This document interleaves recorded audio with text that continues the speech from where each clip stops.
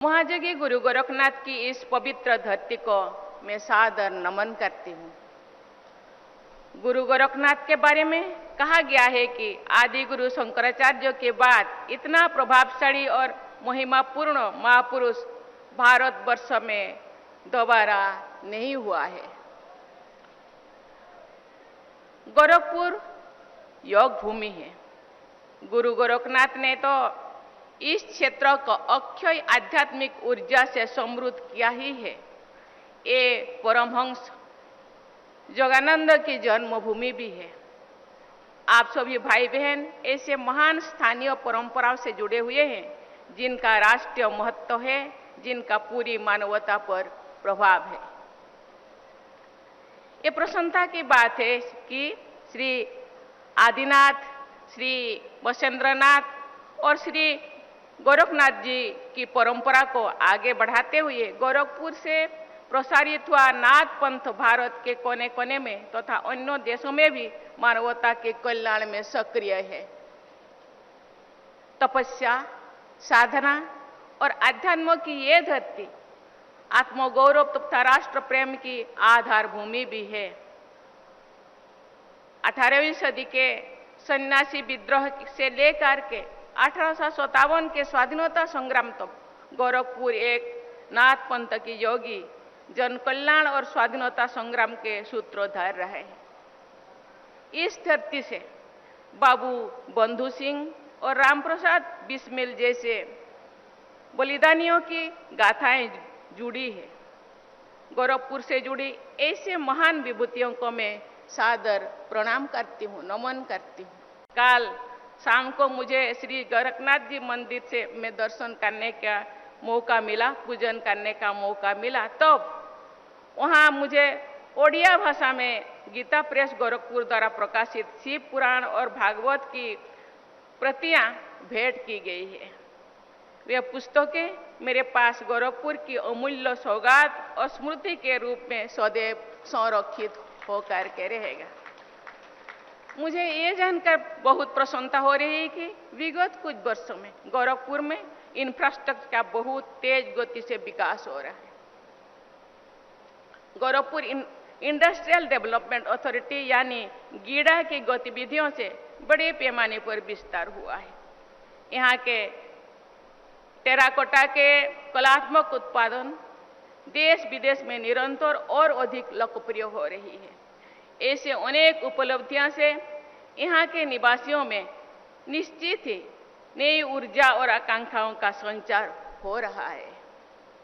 देवी और स्वजनों, भाई और बहनों, महाजोगी गुरु गोरखनाथ जैसे विलक्षण विभूति के पवित्र नाम से जुड़े इस विश्वविद्यालय में आकर उनके प्रति श्रद्धा मुझ में और अधिक प्रबल संचार हो रही है।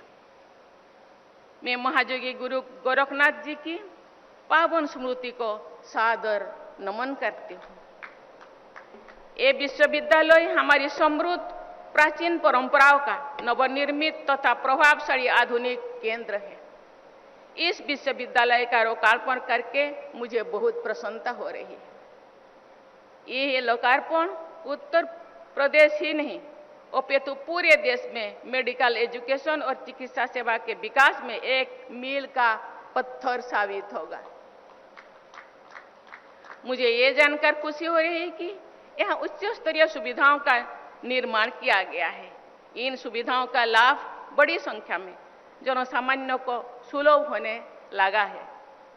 मुझे बताया गया है कि इस विश्वविद्यालय से संबद्ध लगभग 100 आयुष कॉलेज यहाँ की उत्कृष्टता से लाभान्वित हो रही है। यहाँ आयुष पद्धतियों में स्नातक से लेकर उच्चतम उपाधियों के स्तर पर भी शिक्षण एवं शोध कार्य किया जा रहा है, आगे किया जाएगा। आयुष पद्धतियों से जुड़े रोजगारपूर्वक पाठ्यक्रमों की शिक्षा भी यहाँ दी जाएगी। मुझे ये भी बताया गया है कि पारंपरिक चिकित्सा पद्धतियों को अंतर्राष्ट्रीय मानकों के अनुरूप विश्वस्तरीय और स्वीकार्य बनाने के लिए यहाँ शोध कार्यों पर विशेष बल दिया जाएगा। उत्तर प्रदेश के इस प्रथम आयुष विश्वविद्यालय की उत्कृष्ट परिकल्पना और निर्माण को दिशा एवं गति प्रदान करने के लिए मैं मुख्यमंत्री योगी आदित्यनाथ जी को बहुत बहुत धन्यवाद देती हूँ। इस विश्वविद्यालय का ये लोकार्पण समारोह आयुष पद्धतियों के पुनर्जागरण का एक महत्वपूर्ण उत्सव है। आयुष में समाहित आयुर्वेद, योग और सिद्ध पद्धतियां विश्व समुदाय को भारत की अनमोल सौगात है। आयुर्वेद का जनक भगवान धन्वंतरि को माना जाता है। चरक को काय चिकित्सा का एक सुश्रुत को शिल्प चिकित्सा का प्रवर्तक जाना जाता है। बाघभट्ट जैसे आयुर्वेदाचार्य ने मानव कल्याण के लिए प्रचुर ज्ञान राशि का सृजन किया है। विद्वानों की मान्यता है कि नाथ परंपरा के रोगियों ने चिकित्सा के लिए खनिजों और धातुओं पर आधारित भस्म के प्रभावी और सर्वथा सुरक्षित ये प्रयोग किए थे।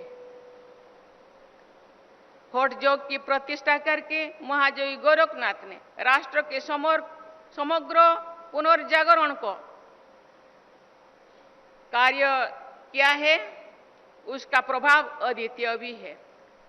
योग के क्षेत्र में गुरु गोरखनाथ की महानता को समझाने के लिए गोस्वामी तुलसीदास जी ने कहा था, गोरख जगाए जग, अर्थात गुरु गोरखनाथ ने योग की परंपरा को फिर से जगाया था। उन्होंने जनभाषा के माध्यम से साधकों में ही नहीं बल्कि जनसाधारण में भी हठ योग का व्यापक प्रचार प्रसार किया था। देवियों और स्वजनों, विगत 21 जून को विश्व के अनेक देशों ने उत्साहपूर्वक अंतर्राष्ट्रीय योग दिवस मनाया गया है। पिछले कुछ वर्षों के दौरान अपने अपने देश में योग पद्धति का प्रचार प्रसार करने वाले विदेशी नागरिकों को भी पद्मश्री से सम्मानित किया गया है। मुझे बताया गया है कि आयुष पद्धतियों पर आधारित चिकित्सा की लोकप्रियता बढ़ रही है। ये विश्वविद्यालय आयुष पद्धतियों की लोकप्रियता को और अधिक बढ़ाने में प्रमुख भूमिका निभा सकता है। इन पद्धतियों की वैज्ञानिक स्वीकार्यता को बढ़ाने में भी ऐसे विश्वविद्यालय का निर्णायक योगदान रहेगा। मुझे विश्वास है कि महायोगी गुरु गोरखनाथ आयुष विश्वविद्यालय परंपरा और आधुनिकता के संगम के नई प्रतिमान स्थापित करेगा तथा भविष्य में एक महान संस्थान के रूप में अपनी पहचान बनाएगा।